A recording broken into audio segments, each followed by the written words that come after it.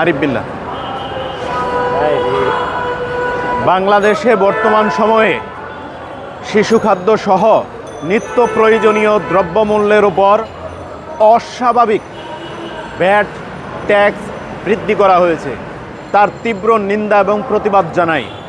কারণ এই যে দ্রব্যমূল্যের উপর নিত্য প্রয়োজনীয় দ্রব্যের উপর ভ্যাট ট্যাক্স বৃদ্ধির ফলে বাংলাদেশের সাধারণ মানুষের ক্রয় ক্ষমতার বাহিরে চলে যাচ্ছে। বিগত সময়ে হাসিনা সরকার যে কাজটি করেছে তারই পুনরাবৃত্তি করল অন্তর্বর্তীকালীন সরকার। এই সরকারের কাছে আমরা এই ধরনের কোনো আশা করিনি, কারণ ২৪-এর গণঅভ্যুত্থানের মধ্য দিয়ে আমরা একটি নতুন সরকার প্রতিষ্ঠিত করেছি। আমরা আমাদের আশা আকাঙ্ক্ষার প্রতিফলন ঘটানোর জন্য এই সরকারকে প্রতিষ্ঠিত করেছি। তাই আমাদের এই জায়গা থেকে এই সরকার কোনো ধরনের পুনরাবৃত্তি করবে সেটি আমরা সহ্য করতে পারি না। দেশের জনগণের উপর সেটি এক ধরনের হুতুম পেঁচার মতো চাপিয়ে দেওয়া হয়েছে। এই উপদেষ্টাদের মধ্যে বাণিজ্য উপদেষ্টা একদিন বলেছিলেন যে ১ টাকা তেলের মধ্যে কমাতে তাদের নাকি অনেক কষ্ট করতে হয়েছে। আমি জানতে চাই, তাহলে ৫% ট্যাক্স থেকে ৩০% করতে আপনাদের কত কষ্ট করতে হয়েছে? আপনারা হুট করেই বাড়িয়ে দিলেন ৩০% পর্যন্ত ব্যাট। এই ধরনের আচরণ আপনাদের কেন?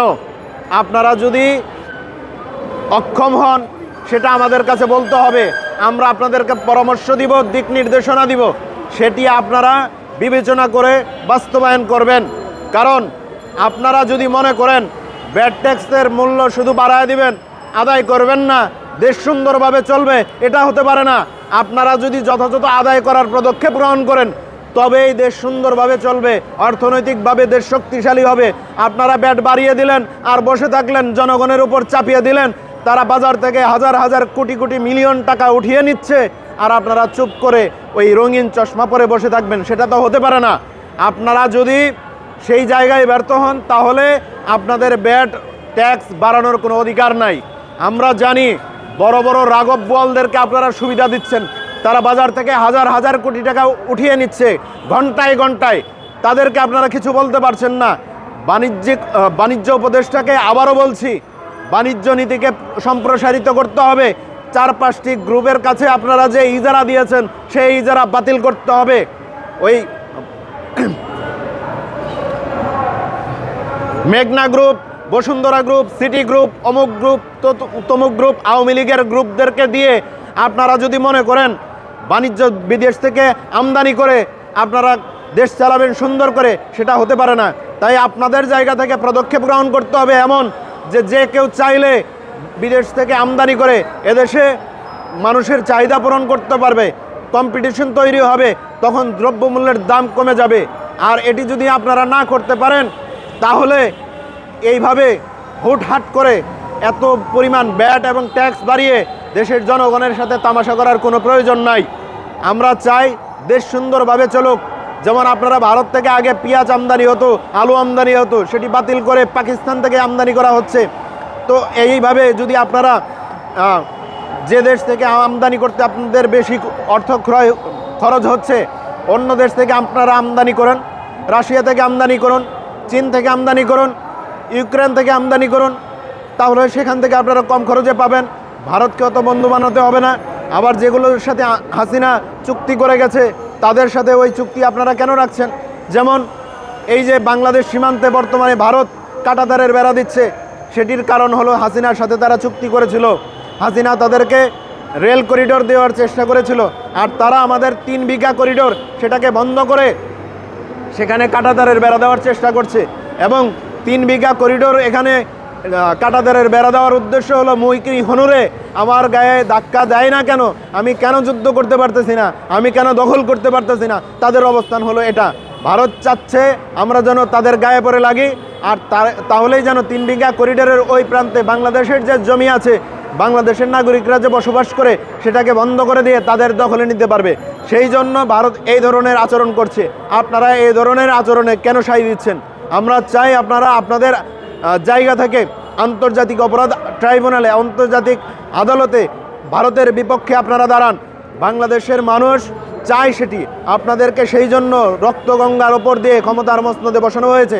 আজকে দ্রব্যমূল্যের এই গতি এবং দেশের যে সার্বিক পরিস্থিতি, সেগুলো আপনাদেরকে কঠোর হাতে সমাধান করতে হবে। যদি আপনারা সেগুলো করতে ব্যর্থ হন, দেশের জনগণ আপনাদের উপর থেকে না বিশ্বাস হারাবে এবং দেশের জনগণ আপনাদেরকে বিশ্বাস করে তাদের রক্তের বিনিময়ে যে বাংলাদেশ নতুন করে প্রতিষ্ঠিত হয়েছে, সেই বাংলাদেশের ক্ষমতার মসনদে আপনাদেরকে বসিয়েছে। আমরা চাই আপনারা সেটি পারবেন, আমরা আপনাদেরকে ব্যর্থ হতে দেব না। রাজনৈতিক দলগুলো এবং নেতারা প্রত্যেকেই আপনাদেরকে ম্যান্ডেজ দিয়ে, ছাত্ররা ম্যান্ডেজ দিয়ে আপনাদেরকে ক্ষমতার মসনদে বসিয়েছে। ধন্যবাদ। একটা প্রশ্ন ছিল আমি অন্তর্বর্তীকালীন সরকার আমরাই আনছি দেশে, তাই না, ক্ষমতা বসানোর জন্য। তো কথা হচ্ছে যে এখন বর্তমানে যে নির্বাচনের রোডম্যাপ ঘোষণা, অন্তর্বর্তীকালীন সরকারকে বলবো, বাংলাদেশকে যদি গতিশীল করতে হয়, অর্থনৈতিকভাবে শক্তিশালী করতে হয় এবং সামগ্রিকভাবে বিদেশি শক্তিদের সাথে সুসম্পর্ক যদি রাখতে হয়, তাহলে অবশ্যই আমাদের একটি নির্বাচিত সরকারকে এই ক্ষমতা হস্তান্তর করতে হবে। আর বর্তমান যে পরিস্থিতি, সেই পরিস্থিতির আলোকে বাংলাদেশের নির্বাচন খুবই অতি দ্রুততম সময়ের মধ্যে প্রয়োজন।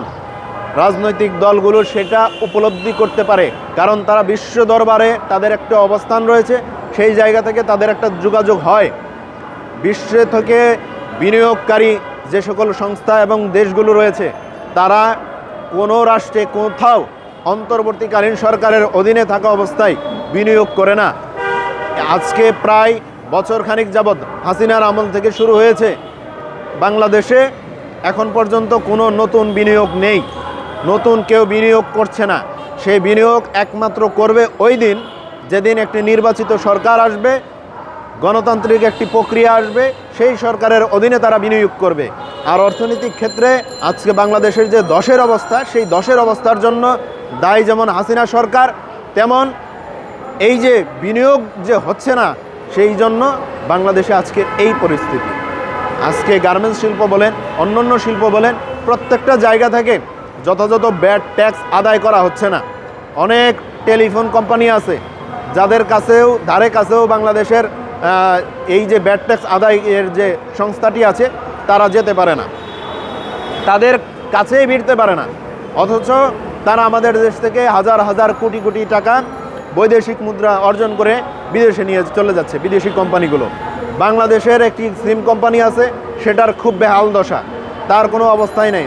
সেটার নেটওয়ার্ক ঢাকাতেই ভালোভাবে পাওয়া যায় না, আর অন্য কোথায় পাওয়া যাবে তার কোনো অবস্থা নাই। গ্রামীণ সিম, রবি সিম, বাংলা লিম থেকে শুরু করে এই যে কতগুলো রয়েছে, প্রত্যেকের কাছ থেকে ভ্যাট আদায় করতে হবে।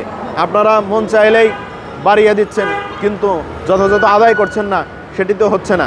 তাই নির্বাচন বাংলাদেশে খুবই জরুরি, প্রয়োজন। অতি দ্রুততম সময়ের মধ্যে বাংলাদেশে একটি নির্বাচনের রোডম্যাপ ঘোষণা করতেই হবে, এর বিকল্প কোনো রাস্তা নাই। অন্তর্বর্তীকালীন সরকার যদি মনে করে 3 বছর, 4 বছর, 5 বছর, 2 বছর স্টে করবে, সেটি বাংলাদেশের জন্য আত্মঘাতী হবে। সেই সিদ্ধান্তকে কখনোই আপনারা মূল্যায়ন করবেন না, আমরা সেটি চাই। কারণ সেটি আপনাদেরকে দিয়ে হাসিনা ফায়দা লোটার চেষ্টা করবে। যেমন সচিবালয়ে আগুন লাগিয়ে হাসিনার ফায়দা লোটা হয়ে গেছে, কারণ তার বিচার প্রক্রিয়ায় অনেকটাই বেগ পেয়ে গেছে এবং বিডিআর হত্যাকাণ্ডের বিচার প্রক্রিয়াতেও অনেকটাই বেগ পেয়ে গেছে। এই ধরনের কর্মকাণ্ড তারা প্রতিনিয়তই ঘটানোর চেষ্টা করবে এবং দেশের গতিশীলকে তারা ব্যাঘাত ঘটিয়ে তাদের স্বার্থ হাসিল করার চেষ্টা করবে। ভারত সেটিকে সমর্থন করবে, কারণ ভারতের চরম বন্ধু হাসিনা, আর হাসিনাকে ক্ষমতায় চায় সর্বোপরি ভারত। সেই জন্য ভারত বাংলাদেশে হাসিনাকে ফেরত দিচ্ছে না, কারণ বাংলাদেশে হাসিনা যদি আসে আর আওয়ামী লীগরা যদি আসে, তাদের বিচার হবে, হয়তো ফাঁসি হবে, এই যে আইনি প্রক্রিয়ায় তারা পড়বে, সেই জন্য তাদেরকে বাংলাদেশে ফেরত দিতে চায় না। আর এগুলো হলে বাংলাদেশে একটি সুষ্ঠু নির্বাচন হবে, সুষ্ঠু নির্বাচন হলে জনগণের সরকার প্রতিষ্ঠিত হবে, সেই সরকার ভালোভাবে দেশ পরিচালনা করবে। আমরা আশা রাখি দেশ গতিশীল জায়গায় যাবে, অর্থনৈতিক, সামাজিক, চিকিৎসা সর্বক্ষেত্রে উন্নতির বিকাশ ঘটবে। ধন্যবাদ। যখন ক্ষমতায় ছিল শুধু উন্নয়ন করে গেছে, উন্নয়নের নামে কিছু টাকচার তৈরি করে সেখান থেকে লুটপাট করা। আর বর্তমান সরকারের সংস্কার যদি বলি, সেটা হলো পলিথিন আর গাড়ির হর্ন বন্ধ করা, এছাড়া আর কোনো সংস্কার নাই। আর যদি মূলত সংস্কার নামক বস্তুটা কি সেটা যদি বলি, তাহলে হবে যে বাংলাদেশে দীর্ঘ তিনটা নির্বাচন অবৈধভাবে হয়েছে, সেই নির্বাচন কেন অবৈধ হলো সেটাকে খুঁজে বের করে কোন জায়গায় দুর্বলতা সেগুলোকে চিহ্নিত করে সেই জায়গায় যথাযথ পদক্ষেপ গ্রহণ করা হলো সংস্কার। এবং বাংলাদেশের মানুষ এই যে এক পরিস্থিতি, ভঙ্গুর অবস্থা, আইনি ব্যবস্থা কাঠামো ভেঙে গেছে, পুলিশ প্রশাসন ভেঙে গেছে, বিজিবি ভেঙে গেছে, সীমান্তে পার্শ্ববর্তী রাষ্ট্র গুলি করে হত্যা করছে আমার দেশের নাগরিককে, সেখানে সজাগ দৃষ্টি রেখে চোখে চোখ রেখে রক্তচক্ষুকে ভয় না করা হলো সংস্কার। আর যদি মনে করে আমরা তাদেরকে পিঠ দেখাই নাই এখন বুক দেখাবো, তার মানে কি বুক পেতে গুলি নেব? না, এটা সংস্কার হতে পারে না। স্বরাষ্ট্র উপদেষ্টা এই ধরনের ব্যাককল মার্কা কথা বলেছেন। তার কথা যদি হতো যে একটা গুলির পরিবর্তে 5টা গুলি যাবে, তাহলে বুঝতাম না এটা সংস্কার। এটা সংস্কার না যে আগে পিঠ দেখাইছি এখন বুক দেখাবো, তার মানে কি আগে পিঠে গুলি নিচ্ছে এখন বুকে গুলি নিব, এটা হতে পারে না।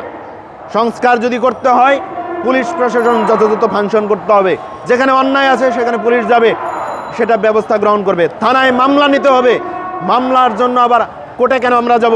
থানা থেকে কেন আমাদেরকে কোর্টে পাঠাবে? এক জায়গায় হামলা হয়েছে আর আমাদেরকে পাঠাবে কোর্ট দেখাবে না? পুলিশ কোর্ট দেখানোর কে? জনগণের ব্যাড ট্যাক্সের পয়সায় পুলিশের বেতন হয়, আর সেই পুলিশ যদি দেখায় আমাদেরকে কোর্ট, সেটা তো হতে পারে না। আমাদের সেবা দেওয়ার জন্য আমাদের সেবাদাস পুলিশ প্রশাসন, র্যাব, বিজিবি সকলেই বসে আসছে, কিন্তু তারা সেবা দিতে পারছে না কেন? তাদের ভঙ্গুর অবস্থাকে আপনারা ঠিক করতে পারছেন না, সেই জন্য তারা দিতে পারছে না। আজকে প্রশাসনের রন্ধে রন্ধে আওয়ামী লীগ বসানো আছে, প্রায় 10,46,926 জনকে প্রশাসনের ভিতরে ঢুকানো আছে। এদেরকে বের করুন। বাংলাদেশের দেশপ্রেমিক অনেক শিক্ষিত সমাজ রয়েছে, বেকার শিক্ষিত 35 লাখ আছে, তাদেরকে সংক্ষিপ্ত ট্রেনিং দিয়ে, অল্প সময়ে ট্রেনিং দিয়ে তাদেরকে ইনক্লুড করুন, তাদেরকে সহকারী হিসেবে ঢুকান, তারাও শিখবে, শিখে তারপরে দেশ পরিচালনা তারাও সহযোগিতা করতে পারবে। আর আপনারা যদি মনে করেন না আওয়ামী লীগকে বসায় রেখে দেশ সংস্কার করবেন, এই বুকার স্বর্গ থেকে এখনই বের হন। যতক্ষণ পর্যন্ত এই ধরনের বুকার স্বর্গে বসবাস করবেন ততক্ষণ পর্যন্ত দেশের কোনো পরিবর্তন হবে না। আমরা চাই দেশের পরিবর্তন হোক, আপনারা বুকার স্বর্গ থেকে বের হন। ধন্যবাদ। আচ্ছা, একটা প্রশ্ন হয়,